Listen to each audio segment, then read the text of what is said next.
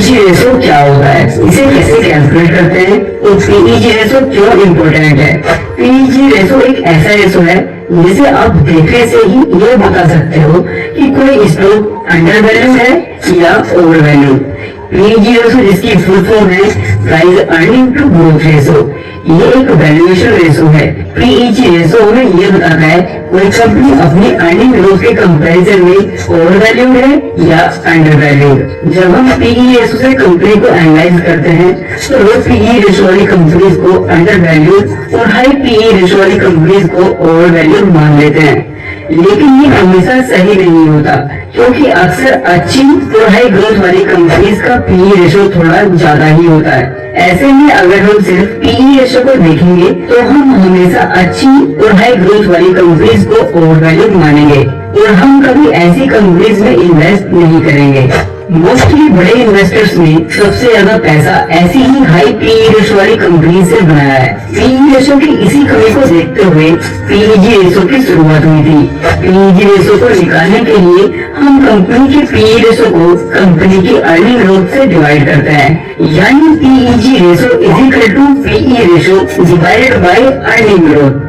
अगर किसी कंपनी का पीईजी रेशो 1 से कम है तो उसे जनरली अंडर वैल्यू माना जाता है। अगर कंपनी का पीईजी रेशो 1 है तो माना जाता है कि कंपनी ना तो अंडर वैल्यूड है और ना ही ओवर वैल्यूड, यानी कंपनी की वैल्यूएशन सही है।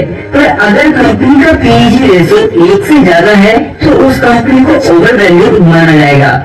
फॉर एग्जाम्पल मान लो ए लिमिटेड और बी लिमिटेड दो कंपनीज हैं। दोनों ही कंपनीज का पीई रेशो 15 है। ए लिमिटेड की अर्निंग ग्रोथ 10% और वहीं बी लिमिटेड की अर्निंग ग्रोथ 20% है। इस केस में अगर हम दोनों कंपनीज का सिर्फ पीई रेशो से कंपैरिजन करेंगे तो हम कहेंगे कि दोनों ही कंपनीज का पीई रेशो 15 है, तो इस वजह से दोनों ही कंपनीज का वैल्यूएशन सेम है। और अगर दोनों कंपनीज के पीईजी रेशो को कंपेयर किया जाए तो हमें कुछ और ही पता चलेगा। ए लिमिटेड का PEG ratio is equal to 15 divided by 10 is equal to 1.5 होगा और बी लिमिटेड का PEG ratio is equal to 15 divided by 20 is equal to 0.75 होगा। यहाँ पर ए लिमिटेड का पीईजी रेशो 1.5 जो 1 से ज्यादा है, तो इसलिए ए लिमिटेड को पीईजी रेशो के हिसाब से ओवर वैल्यू माना जाएगा और वहीं बी लिमिटेड का पीईजी रेशो 0.75 है जो 1 से कम है, इसलिए बी लिमिटेड को पीईजी रेशो के हिसाब से अंडर वैल्यू माना जाएगा। पीईजी रेशो को पीई रेशो से अच्छा इसलिए माना जाता है क्योंकि पीईजी रेशो कंपनीज की ग्रोथ का भी ध्यान रखती है और वहीं पीई रेशो सिर्फ कंपनीज की चीफनेस पर ध्यान देती है।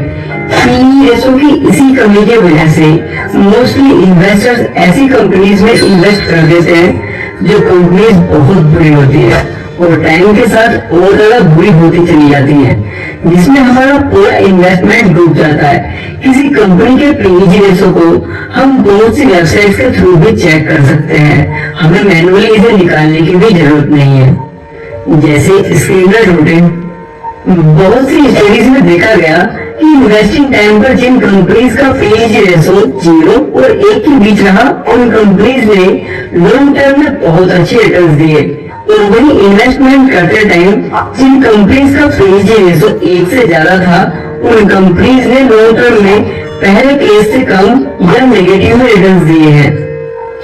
इन कंक्लूजन, किसी भी कंपनी को एनालाइज करते वक्त उसके पीईजी रेशो को भी ध्यान में रखना चाहिए, लेकिन कभी भी एक पैरामीटर के बेस पर इन्वेस्टमेंट नहीं करना चाहिए। पीईजी रेशो को भी हमें अपने पूरे एनालिसिस के वक्त एक इम्पोर्टेंट पॉइंट की तरह यूज करना चाहिए, ना कि फाइनल डिसीजन लेने के लिए। आई होप आपको ये इन्फॉर्मेशन अच्छी लगी हो। अगर आपको ये वीडियो अच्छी लगी है तो वीडियो को लाइक करें और आप इस वीडियो को आउट ऑफ 10 कितना रेट करोगे हमें कमेंट कर बताओ।